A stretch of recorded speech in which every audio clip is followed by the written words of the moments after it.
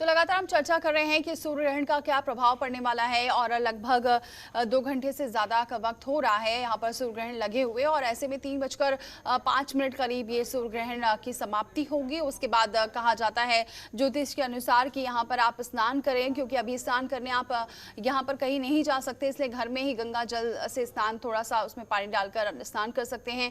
दान का इस बार बहुत ज्यादा महत्व बताया जा रहा है कि अगर आप 1 रुपए भी दान करते हैं तो इससे भी काफी कुछ फायदा होने वाला। अब हमारे साथ आचार्य पवन जी तो बने ही हुए हैं, इसके अलावा हमारे साथ जुड़ चुके हैं के दुबे पद्मेश जी, जो कानपुर से जुड़ चुके हैं, ज्योतिषाचार्य हैं। बहुत स्वागत है पद्मेश जी हमारे साथ जुड़ने के लिए।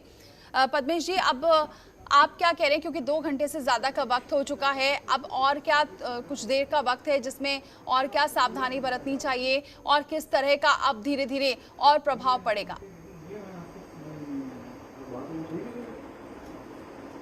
ये ग्रहण बहुत महत्वपूर्ण है, क्योंकि 6 ग्रह वक्री है। केवल मंगल को छोड़ करके बाकी सभी ग्रह वक्री है। सूर्य चंद्रमा वक्री नहीं होता है जी। मिथुन राशि पर ग्रहण पड़ रहा और मिथुन राशि का स्वामी बुध वो भी वक्री, तो ऐसी स्थिति में ये ग्रहण काफी महत्वपूर्ण है। इस ग्रहण का प्रभाव अगले सूर्य ग्रहण यानी 14 दिसंबर तक पड़ेगा, और 14 दिसंबर तक पड़ेगा। इसका मतलब ये है कि कहीं न कहीं हमको तमाम परेशानियों का सामना करना पड़ेगा। जिनकी मूल कुंडली में ग्रह वक्री हैं, उनके लिए तो ग्रहण की स्थितियां लाभदायी होंगी। उनके व्यवसाय सफलता मिलेगी, नौकरी में सफलता मिलेगी, स्वास्थ्य में सुधार होगा। सूर्य पर चूंकि ग्रह है तो सूर्य विटामिन डी की कमी देता है, और विटामिन डी की कमी होने के कारण से हड्डियों में कहीं न कहीं कमी आती है, हड्डियों की कमजोर होती है, और प्रतिरोधात्मक जो क्षमता होती है वो कहीं न कहीं कम होती है। इसलिए जब ग्रहण समाप्त हो जाए तो ग्रहण समाप्त होने के बाद से वस्त्र बदलते जी। अगर आप यवोगीत धारण करते हैं तो उसको जरूर धारण कर लें जी। स्नान, दान और दर्शन, तो दान करना नितांत आवश्यक है। और दान में क्या, अन्न का दान, वस्त्रों का दान, धन का दान, अपनी सामर्थ्य के अनुसार 2 लोगों की दान करें। सफाई कर्मचारी को, जो आपके यहाँ सफाई कर्मचारी आता है, उसको भी दान कर सकते हैं। दूसरा, ब्राह्मण को दान कर सकते हैं। 2 में से किसी को भी दान कर सकते हैं या दोनों को भी दान कर सकते हैं। ये एक नितांत आवश्यक है। दूसरे, सूर्य दर्शन जरूर करें जी। स्नान, दान और दर्शन। पहले तो आपने स्नान किया, फिर दान किया, दर्शन किया। मतलब आपके यहाँ जो मूर्तियां, अगर आपके घर में मंदिर है तो मंदिर की सफाई भी करें, मंदिर को श्रृंगार करें, मंदिर का पूरी तरह से सब चीजें बदल दें। उनको दर्शन करने के बाद में सूर्य के दर्शन करना न भूलें जी। अच्छा पद्मेश जी, आपने ये अच्छी बात बताई कि यहाँ पर विटामिन डी की जो आप बात कर रहे हैं, लेकिन क्या इसके बाद जो सूर्य ग्रहण अब खत्म होगा, समाप्त होगा, उसके बाद वैसी ही, क्योंकि ऐसा कहा जाता है जो सुबह की जो किरणें होती हैं वो बहुत महत्वपूर्ण होती है, तो आज के लिए अगर इसे देखें तो ये ग्रहण के बाद भी जो किरणें होंगी वो लोगों की स्वास्थ्य के लिए अच्छी होंगी, ये कहना चाह रहे हैं आप? हाँ, एकदम। सूर्य की जो किरणें होंगी वो काफी प्रभावशाली होंगी, उनमें विटामिन डी की पर्याप्त मात्रा होगी।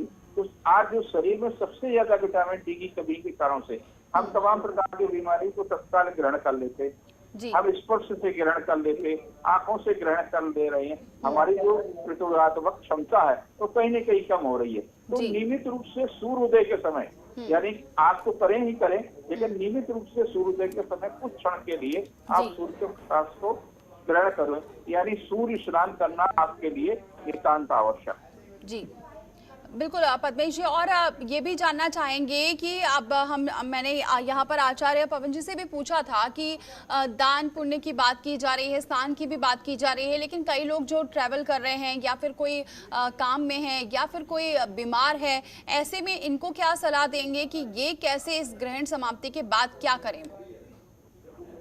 जब एक ही राशि पर सूर्य और चंद्रमा होते हैं तो अमावस्या होती है, और अमावस्या को ही सूर्य ग्रहण होता है जी। जब सूर्य और चंद्रमा 180 डिग्री पर आमने सामने होते हैं तो पूर्णिमा होती है, तो चंद्र ग्रहण होते हैं। 1962 में 2 चंद्र ग्रहण और 1 सूर्य ग्रहण, यानी पहले चंद्र ग्रहण, फिर सूर्य ग्रहण, और उसके बाद में चंद्र ग्रहण, जो दिखाई नहीं दिए थे चंद्र ग्रहण और सूर्य ग्रहण दिखाई दिया था। जी। और इस बार भी ऐसा ही है, 5 जून को हुआ चंद्र ग्रहण जो दिखाई नहीं दिया भारत से। 5 जुलाई को भी चंद्र ग्रहण होगा जो भारत पर नहीं दिखाई देगा। 21 जून को दिखने वाला सूर्य ग्रहण है। 1962 में तमाम प्रकार के संकटों को भारत को सामना करना पड़ा था। कई प्रकार से हमको पड़ोसियों से भी कष्ट मिला, क्योंकि भारत की जो स्वतंत्र कुंडली है उसमें तिथि भाव जो है उसमें विष योग है। तो विष योग होने के कारण से हमारे जो पड़ोसी हैं उनके मन में हमेशा भारत के प्रति विष रहता है, और जब विष रहता है तो हमको कहीं न कहीं चोट पहुंचाने की कोशिश करते हैं। कभी कोशिश कामयाब होती, कभी नहीं होती। लेकिन इस बार वक्री है, 6 ग्रह वक्री है। वक्री होने के कारण से ये हमको चोट पहुंचाने में सफल नहीं होंगे, बल्कि चीन जैसे देश को तमाम प्रकार की आर्थिक सामाजिक परेशानियों का सामना करना पड़ेगा, उसको अपमान सहना पड़ेगा, और उसका जो झूठ है उस झूठ का भी पर्दाफाश होगा। तो हमारे लिए तो कहीं न कहीं लाभदायी है।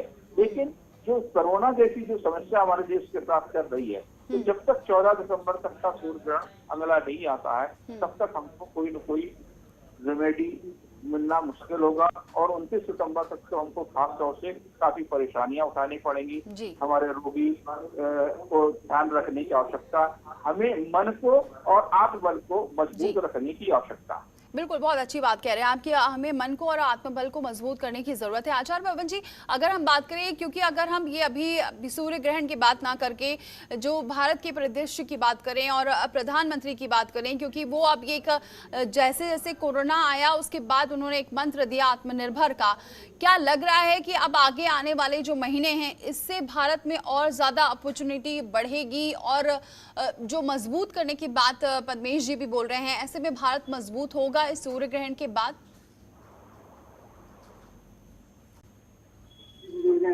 और उनको मैं नमन करता हूँ, स्पेस डायलॉग भी है।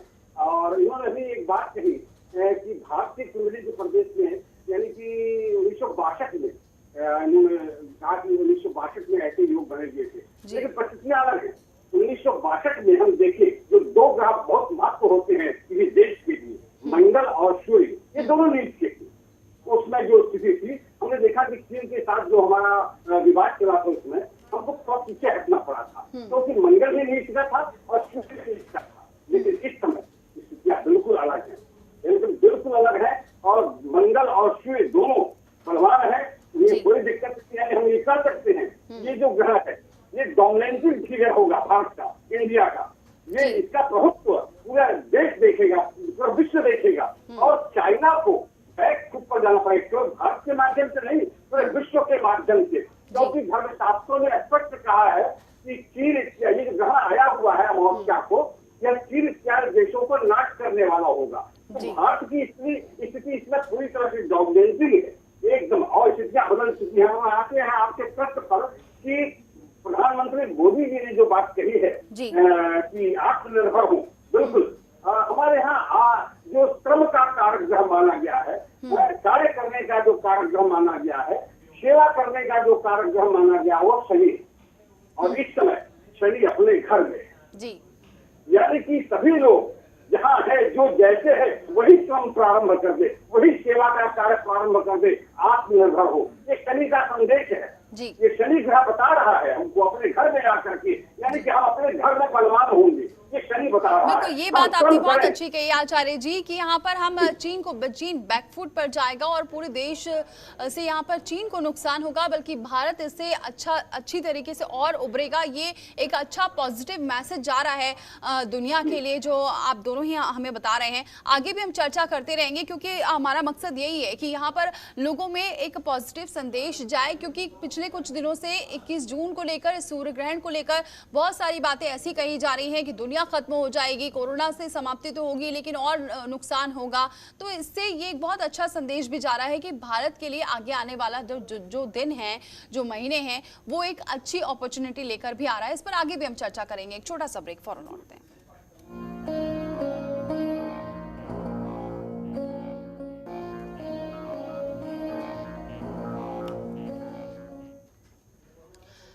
नमस्कार, मैं हूं आपके साथ दीपाली और सूर्य ग्रहण पर लगातार हमारी बड़ी कवरेज लगातार जारी है, जिसमें हम लगातार आपको ये बता रहे हैं कि कहां-कहां कैसी-कैसी तस्वीरें आ रही हैं। 21 जून है और सूर्य ग्रहण लग चुका है और ऐसे में देहरादून, मुंबई, जम्मू, अमृतसर, केरल और कुरुक्षेत्र की तस्वीरें देखिए, क्योंकि ये जो ग्रहण है इसकी तस्वीरें अब धीरे-धीरे और साफ होंगी जैसे-जैसे यहाँ पर टाइम बीतेगा।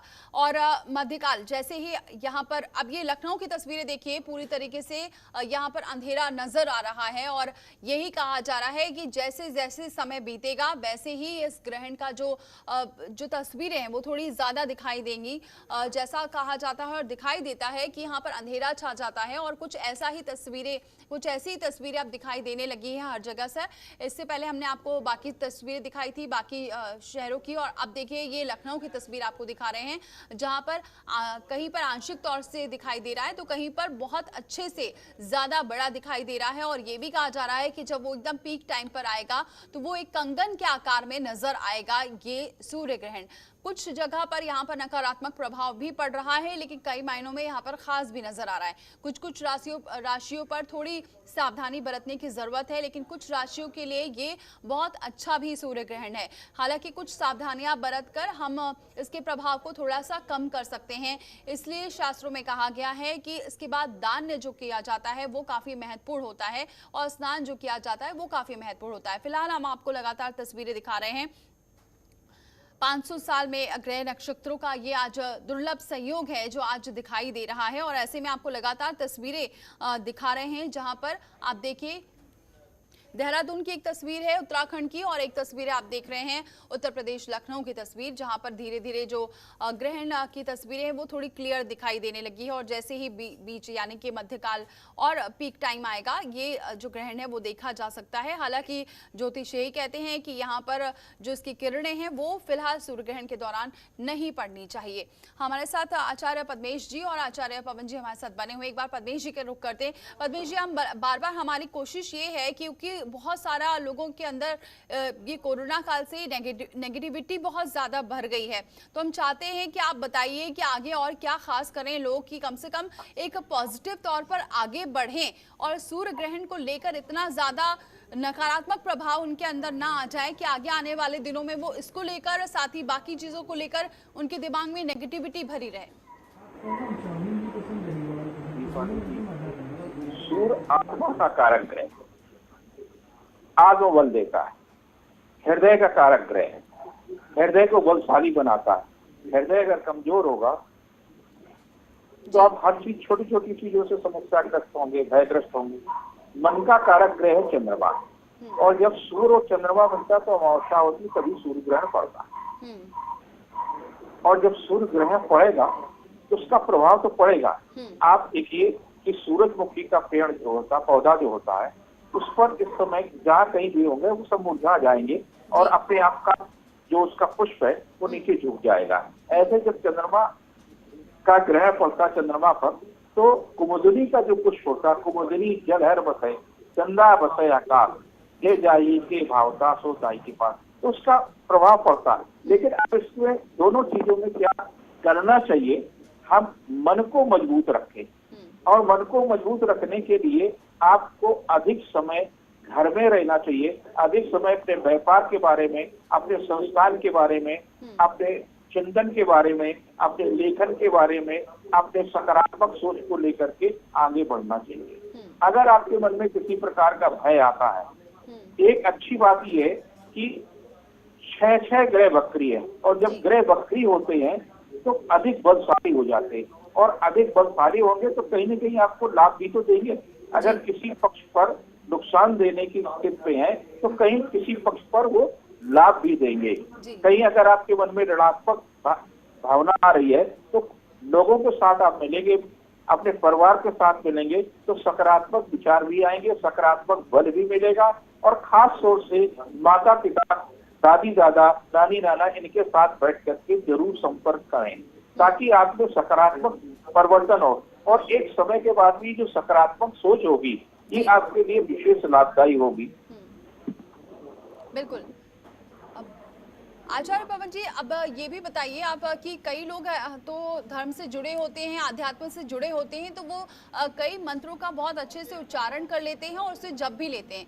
कई ऐसे होते हैं जो बहुत अच्छे से जानते तो हैं लेकिन उच्चारण नहीं कर पाते हैं। तो अभी ये जो वक्त है सूर्य ग्रहण का, ऐसे में वो क्या कौन सा मंत्र पढ़ें? लेकिन फिलहाल ये तस्वीरें दिखाते हैं, बहुत खूबसूरत तस्वीर कह सकते हैं, जो कहा जा रहा था कि एक कंगन के आकार में दिखेगा। अब आप देखिए, ये तस्वीरों को देखिए और ये तस्वीर बिल्कुल वैसे ही नजर आ रही है जैसा कि एक कंगन होता है, वैसे ही ये सूर्य की जो तस्वीर है, जो ग्रहण लगा हुआ है, इसकी देखिए ये तस्वीरें नजर आने लगी हैं और हर जगह से अलग अलग तस्वीर आ रही है। ये तस्वीर आप देखिए कहाँ की है ये भी हम आपको बताएंगे, लेकिन फिलहाल आपको लगातार जहां जहां से तस्वीरें आ रही हैं वो कोशिश है कि आप देखिए, क्योंकि आप घर पर इसे खुली आंखों से बाहर नहीं देख सकते हैं ना ही, लेकिन आप टीवी स्क्रीन पर आप देख सकते हैं और इसलिए हम ये तस्वीरें आपको दिखा रहे हैं। ये क्योंकि आज सबसे बड़ा दिन, सबसे बड़ा ग्रहण, और इस वजह से इसका जो आकार है वो बिल्कुल अलग है। और वो अलग किस तरह से, पहले से ही कहा जा रहा था ये कि कुछ इस तरह का इस बार आकार होगा, रिंग फायर टाइप का ये आकार होगा, और अगर हम हिंदी में कहें तो एक कंगन के आकार का जैसा ये सूर्य ग्रहण इस बार लग रहा है। तो ये कहां कहां जहां जहां दिखाई दे रहा वो हम आपको दिखा रहे हैं, लेकिन फिलहाल ये तस्वीरें जो आपको दिखा रहे हैं ये देखिए, बहुत ये ग्रहण भले ही इसका प्रभाव नकारात्मक पड़ सकता है, ग्रहण होता है जिसे अच्छा नहीं माना जाता है, लेकिन क्योंकि तस्वीरें अगर देख लेते हैं तो थोड़ी सी अलग नजर आती है। इसलिए तस्वीर देखिए कि कैसे यह ग्रहण लगा हुआ है और धीरे धीरे ये कंगन के आकार में ही नजर आ रहा है। हमारे साथ जुड़े हुए हैं आचार्य पवन जी, जैसा कि आपने कहा था कुछ देर पहले कि कुछ ऐसा ही आकार होगा। अब अलग अलग से जगह से जहां से तस्वीरें आ रही उसमें से एक तस्वीर ये भी देखने को मिली है। बिल्कुल, ये जो आकार है आप देख रहे हैं जी, ये चमोली, देहरादून, जोशीमठ, कुरुक्षेत्र, सिरसा, सूरत इत्यादि नगरों में इसी तरह के दृश्य दिखाई पड़ेंगे। बाकी जिला खंड के रूप में दिखाई पड़ सकते हैं जी। और हम एक और बात बताना चाहेंगे, जैसा कि आपने पूछा था कि मंत्र सबको नहीं आते हैं जी। तो मंत्र सबको नहीं आते हैं तो कैसे सरल रूप से इसको हम ले सकते हैं। तो बहुत अच्छा योग और संयोग लेकर इस बार एक और अच्छा योग बना हुआ है। ग्रहण के दिन ही, रविवार के दिन ही योग का पर्व भी है। तो और योग का तात्पर्य यही है, योगश्च चित्तवृत्ति निरोधा, मन को नियंत्रित करें, चित्तवृत्तियों को नियंत्रित करें। यह भी एक प्रकार की उपासना ही है। निश्चित रूप से जो योग का जो संदेश है, सारे जप तप ध्यान का यही तो अर्थ है कि हम योग कर लें, समाधिस्थ हो जाए। योग का मतलब जुड़ जाएं। किससे जुड़ जाएं? परमात्मा तत्व से। किससे जुड़ जाएं? प्रकृति से जुड़ जाएं। यही तो योग का संदेश है। ठीक यही पर्व आया हुआ है। बहुत अच्छा योग और संयोग बना हुआ है। योग और सूर्य ग्रहण का ये अच्छा संयोग बना हुआ है। आप घर में बैठ करके कोई मंत्र नहीं आता है तो योग करें। निश्चित रूप से आप चित्तवृत्तियों का निरोध करें, वो भी एक उपासना ही मानी जाएगी। इसी में मैं एक सवाल और जोड़ूंगी, क्योंकि आपने योग की बात की है और योग में सबसे ज्यादा लोग सूर्य नमस्कार करते हैं, तो क्या आज सूर्य नमस्कार करना चाहिए? जी जी, क्या बात है। सोने में सुगंध, सोना हो उसमें सुगंध। आपने प्रश्न ऐसा किया है। सूर्य नमस्कार का यह महापर्व है। नमस्कार प्रियो भानु, धर्मशास्त्र में बताया गया है, भगवान भानु को यानी सूर्य को नमस्कार बहुत प्रिय है। तो सूर्य नमस्कार अगर आप करते हैं आज अधिक से अधिक, तो निश्चित रूप से ग्रहण के आधे से ज्यादा प्रभाव को आप शमन कर सकते हैं। सूर्य नमस्कार सबको करना चाहिए इस दौरान, ग्रहण के दौरान, क्योंकि सूर्य के ऊपर ग्रहण लगा हुआ है। उनको हम नमस्कार करेंगे, उनको हम अर्घ्य देंगे, उनको हम जल देंगे, तो सूर्य को बल मिलेगा। और बल मिलेगा। एक सूर्य तो अनंत में चमक रहे हैं, एक सूर्य हमारे मन में भी है, हमारी आत्मा के रूप में विराजते हैं। तो बिल्कुल हम अपनी आत्मा रूपी सूर्य को भी बल प्रदान करें, यही हमारा तो मूल उद्देश्य है। जप तप दान सत्कर्म करने का यही उद्देश्य है कि हम अपने आत्म बल को, आत्मदीपो भव, आत्म रूपी दीपक को जलाएं, उसको प्रकट करें। जो छाया आ रही है उसको दूर करें। तमसो मां ज्योतिर्गमय, अंधकार से प्रकाश की ओर चलें। यही तो हमारी सनातन धर्म की परिकल्पना है। सारा कुछ का मूल यही है। यथा तरोर मूल निषेचनेन, जिस तरह से वृक्ष के मूल में जल देने से वृक्ष को प्राप्त हो जाता है, उसी तरह से हम अगर सकारात्मक ऊर्जा के साथ यानी कि जो भ्रम है, अगर लोगों में ये भ्रम है तो ये भी अगर भ्रम है कि सूर्य नमस्कार नहीं कर सकते हैं, क्योंकि कई बार जो अच्छे साधक होते हैं वो सूर्य नमस्कार एक मंत्र के साथ ही शुरुआत करते हैं और मंत्र के साथ ही उसकी समाप्ति करते हैं। तो आज जिस तरीके से आचार्य पवन जी बता रहे हैं, सूर्य नमस्कार अगर आप कुछ और नहीं कर पा रहे हैं तो कम से कम आप सूर्य नमस्कार करिए, उससे आपको काफी कुछ फायदा होगा, स्वास्थ्य के लिए भी और मन के लिए भी और अपने मन को मजबूत करने के लिए भी। पद्मेश जी, यहाँ पर अब जब जैसे ही सूर्य ग्रहण समाप्ति होगी उसके बाद क्या करना चाहिए, क्योंकि ये तो स्नान और दान तो पता है, लेकिन कई लोग जो खाने की बात की जा रही थी उसमें ये कहा जाता है कि तुलसी का पत्ता डाल लीजिए, उसके बाद खा लीजिए, और क्या ऐसी सावधानियां बरतनी चाहिए और फिर लोग जो नहीं खा पाए हैं इतनी देर तक वो खाएं। और ये एक और सवाल इसमें ये भी जोड़ना चाहूंगी, कई लोग इस दौरान खाते तो नहीं है लेकिन पी लेते हैं, और इस ऐसे लोगों को क्या करना चाहिए?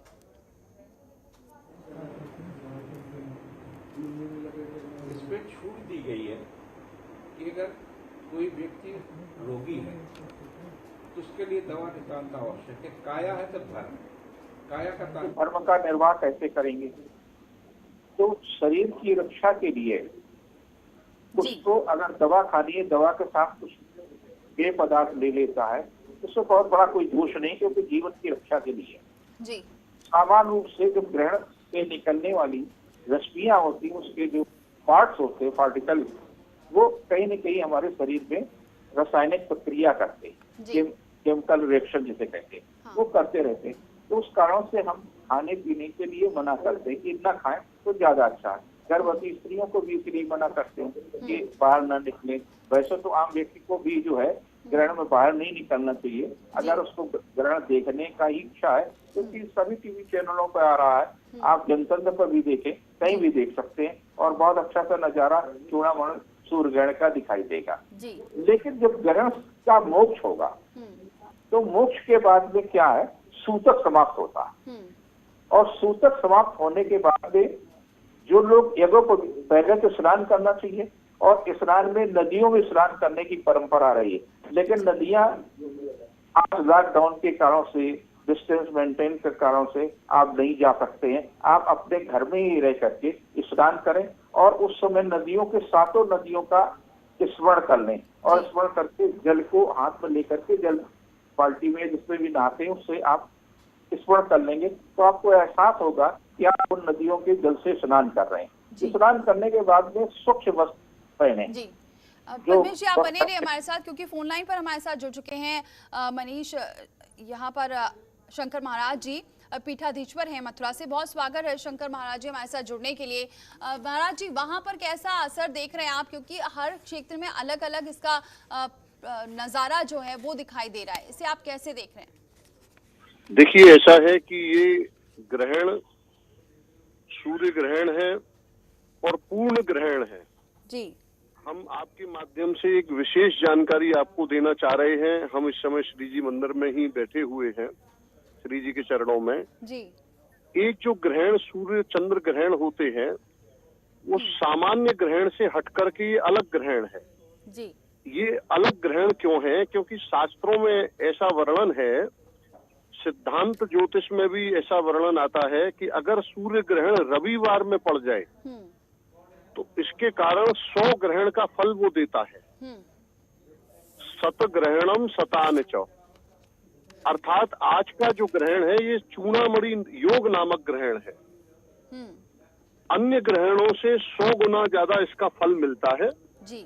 इसमें जो भी भक्तजन तप, भगवत चिंतन, दान आदि करते हैं तो उनको 100 गुने फल की प्राप्ति होती है। तो यहाँ ब्रजभूमि में तो समस्त कण कण में भगवान राधा कृष्ण विद्यमान हैं, और ब्रजवासी गण, भक्तगण अपने अपने आराध्य का यहाँ स्मरण कर रहे हैं जी। और ये पूर्ण ग्रहण है। 10:15 बजे से यहाँ ब्रजभूमि में प्रारंभ हो चुका है जी। और 1:50 तक ये ब्रजभूमि में रहेगा जी। मृगशिरा नक्षत्र और आद्रा नक्षत्र दोनों पर संयुक्त रूप से ये ग्रहण मिथुन राशि के जातकों पर पड़ रहा है। जी। इस ग्रहण में भगवान की कृपा प्राप्ति के लिए जी। ये आवश्यक है कि जातक जिनकी राशियों पर शुभ फलप्रद भी है जी। उनको भी दान करना चाहिए, और जिन राशियों पर अशुभ फलप्रद है उनको भी दान करना चाहिए। जी। क्योंकि ग्रहण का जो कष्ट होता है वो बिना दान के नहीं कट सकता है। इसलिए दान एकम कलौ युगे, ये धर्मशास्त्र की कारका है कि ग्रहण में अगर अरिष्ट से बचना है तो दान कीजिए, भगवान का भजन कीजिए। जी। जी। इस ग्रहण के बाद में स्थितियां और भी विषम होने वाली हैं। जी। कुछ योग ग्रहों की युतियां ऐसी बन रही हैं हाँ। कि जो 16 जून से प्रारंभ हो चुकी हैं, और हमने 5 जून को ये बात सभी मीडिया बंधुओं के माध्यम से कही थी कि 16 जून से युद्ध की स्थिति बनेगी। जी। तो बनी थी। और इस ग्रहण के बाद में संपूर्ण विश्व में कहीं न कहीं युद्ध के पूर्ण आसार बनेंगे, और महामारी भी चरम पर जाएगी। जी। वायुयान जैसी भी घटनाएं हो सकती हैं, राजनेताओं के जीवन पर भी संकट रहेगा। जी। तो इसलिए हम श्री जी के चरणार बिंदों में बैठ करके यही प्रार्थना कर रहे हैं कि विश्व में मंगल हो, जी।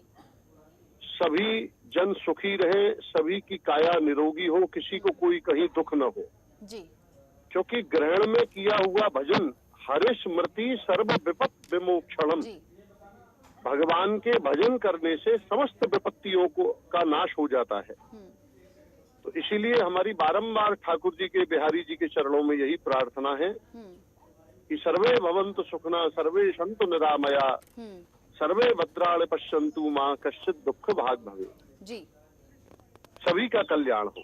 जी। और जब सभी भगवत भक्त बैठ करके भजन करेंगे तो उसी से ही ये प्रकृति अनुकूल होगी।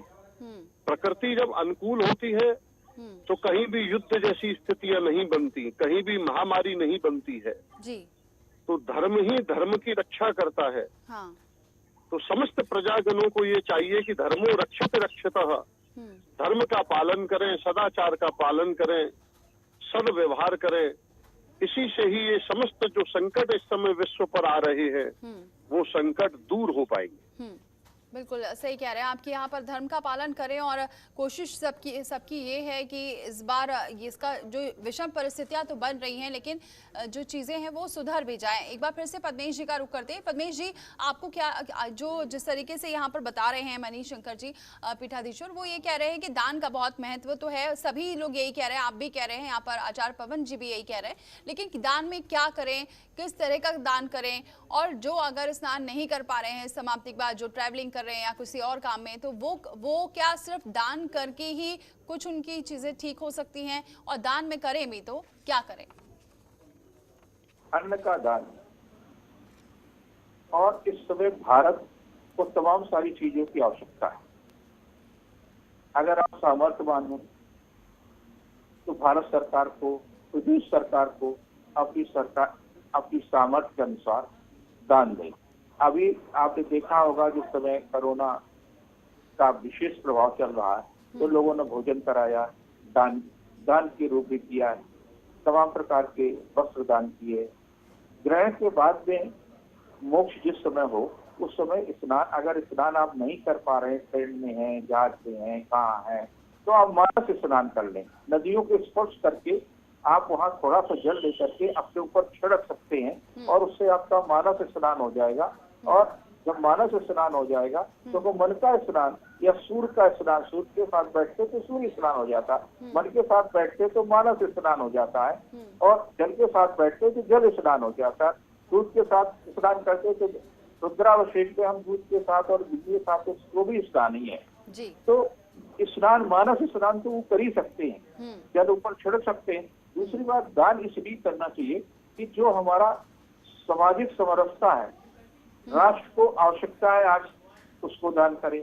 जो हमारे गरीब लोग हैं उसमें कहा जाता है कि जो सफाई कर्मचारी है उसको जरूर दान करें, या अर्थात जो हमसे बहुत कमजोर है उसको जरूर दान करें, कन्या को दान करें, ब्राह्मण को दान करें, और राजा को भी दान कर सकते हैं। राजा सब जहाँ लेते हैं वहाँ हम देते हैं। जी आचार्य पवन जी, अब आपका क्या कहना है, क्योंकि अब धीरे धीरे अब टाइम बीत रहा है और ग्रहण समाप्ति का जो वक्त है वो भी धीरे धीरे सामने आ रहा है, और क्या कुछ आप सलाह देंगे लोगों को? आचार्य करुण ने बताया दान करने से जो है दान में कम कलो ये संगीत में दान की बड़ी महत्ता है, किया जाए। और देवी के लिए हम जैसे कि एक प्रश्न उठता है कि आप यात्रा में हैं, आप ऑफिस में हैं, आप किसी राजकीय कार्य में, आप सेना के में हैं, आप बॉर्डर पे बैठे हुए हैं, तो आप दान क्या करेंगे, कैसे करेंगे? तो कहा गया कि आप मानसिक संकल्प कर लें। हमारे यहाँ मन से किया हुआ जो संकल्प है वो बहुत बड़ा संकल्प माना जाता है। इसमें जहाँ दान संकल्प कर ले कि हम जैसे ही मुक्त होगा अपने घर करेंगे, हम ऐसा दान कर देंगे किसी को। ये मानसिक संकल्प, मानसिक दान, जैसा कि आचार्य को ये मानसिक संकल्प, मानसिक दान, जैसा कि भी आचार्य पर ने बताया कि मन से जो दान किया जाता है बाद में उसको हम पंडित कर देंगे, प्रकट रूप में दान कर देंगे। दूसरी बात, स्नान कैसे करें? मान लीजिए सेना में है, आप स्टूडियो में बैठी हुई हैं, मैं लाइव कर रहा हूं, हम कैसे स्नान कर सकते हैं? तो बताया कि भाई अपवित्र पवित्रो वा सर्वावस्थांगतो पूवा यह स्मरेत पुंडरीकाक्षम। स्नान नहीं भी कर सकते हैं आप तो भगवान विष्णु का ध्यान कर लें और स्मरण कर लें तो आप अंदर और बाहर दोनों से पवित्र हो जाएंगे। ये मन से भी स्नान होता है। स्नान भी कई प्रकार के बताए गए हैं धर्मशास्त्रों में, ऐसा नहीं है, लेकिन इसका ओढ़ लेकर के, इसका ओट लेकर के गंगा इत्यादि रहते हुए, घर में पानी रहते हुए हम न नहाएं, ऐसा नहीं करना चाहिए। ये विषम परिस्थितियों के लिए है। ऐसा नहीं कि आपके पास पानी भरा पड़ा है और आप बैठ करके विष्णवे नमः कर लिया, नहीं नहाया, ये आपका दुर्भाग्य होगा। लेकिन अगर आपके पास पानी नहीं है, जल नहीं है, आप ऑन ड्यूटी हैं, तो 3 बार मात्र कह लें विष्णवे नमः विष्णवे नमः विष्णवे नमः। मानसिक यह स्मरेत पुंडरीकाक्षम स बाह्या भ्यंतर शुचि, बाहर और भीतर से वह पवित्र हो जाता है। इस प्रकार से आप कर सकते हैं। जी बिल्कुल। अब एक बार और रुक करते हैं मनीष शंकर महाराज जी का। मनीष शंकर महाराज जी, आपने बताया था कि हमने पहले ही बताया था कि 16 जून के बाद विश्व में जो स्थितियां हैं वो बदलेंगी। अब क्या आप की भविष्यवाणी कह रही है, क्या आगे की स्थितियां क्या रहने वाली है विश्व को देखते हुए? स्थितियां ग्रहों की युति के अनुसार जो युति प्रारंभ हुई है, वैसे तो ये समस्या फरवरी से प्रारंभ हो चुकी थी जी, पर विशेष करके 16 जून से ग्रहों का थोड़ा बदलाव आया है। इसके उपरांत में 5 जून को सर्वप्रथम हमने सुबह 12 बजे ये बात कही थी कि 16 जून को युद्ध की स्थिति बन सकती है और महामारी भी बढ़ेगी। तो 16 जून के बाद में आज जो ग्रहण पड़ रहा है 21 जून, तो आषाढ़ कृष्णा अमावस्या है। अमावस्या के इस ग्रहण के बाद में स्थितियां और भी विषम होंगी ग्रहों की युति के अनुसार जी। इन विषम स्थितियों में संपूर्ण विश्व में आप ये मान के चलिए कि एक तरह से युद्ध का पूर्ण माहौल बनेगा जी। पर हम भगवान के भक्त हैं, यही कामना करेंगे ठाकुर जी से, श्री जी के चरणों में, राधा रानी के में जी, कि कहीं भी विषम परिस्थितियां न बने, वो सर्वत्र मंगल हो। पर ग्रहों की स्थिति के अनुसार, वास्तविकता के अनुसार ऐसी स्थितियां बन रही हैं कि महामारी अभी और बढ़ेगी, चरम पर जाएगी जी। और युद्ध का माहौल भी पूर्ण रूपेण बनेगा। और इसमें कोई भी संशय नहीं है कि युद्ध भी हो सकता है जी। भगवान ही कृपा करें और ये संकट टल जाए। इसीलिए सर्वत्र भक्तों से, जन समुदाय से ये अपील की जाती है कि वो ग्रहण में भगवान का भजन करें, दान करें, पुण्य करें। इसी के प्रभाव से संकट की निवृत्तियां भी होती हैं। तो हमारे यहाँ जब कोई भी जगत में संकट आता है तो प्राचीन काल से यही शास्त्रों का, यही संत महात्माओं का यही आदेश होता है कि आप भगवान का स्मरण कीजिए जी।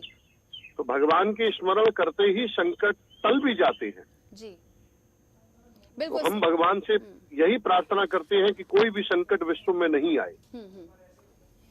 बिल्कुल संकट टले और यही उम्मीद की जा रही है। और इसी तरीके से सभी जितने भी ज्योतिषाचार्य हमारे साथ जुड़े हुए हैं वो भी यही कह रहे हैं कि लगातार भक्ति के जरिए, धर्म और शास्त्र के जरिए बता रहे हैं कि लोगों के अंदर जो नकारात्मक प्रभाव है उसे हम यहाँ पर सकारात्मक कर सकते हैं, ये आध्यात्म से जुड़ते हुए। बहुत बहुत शुक्रिया आप तीनों का हमारे साथ जुड़ने के लिए, इस चर्चा में शामिल होने के लिए, एक अच्छी बात बताने के लिए दर्शकों को, क्योंकि यहाँ पर लोगों में डर भी था। लेकिन धीरे धीरे करके अब ये ग्रहण बढ़ रहा है, लेकिन जरूरी नहीं है कि इसका सिर्फ नकारात्मक प्रभाव ही पड़े।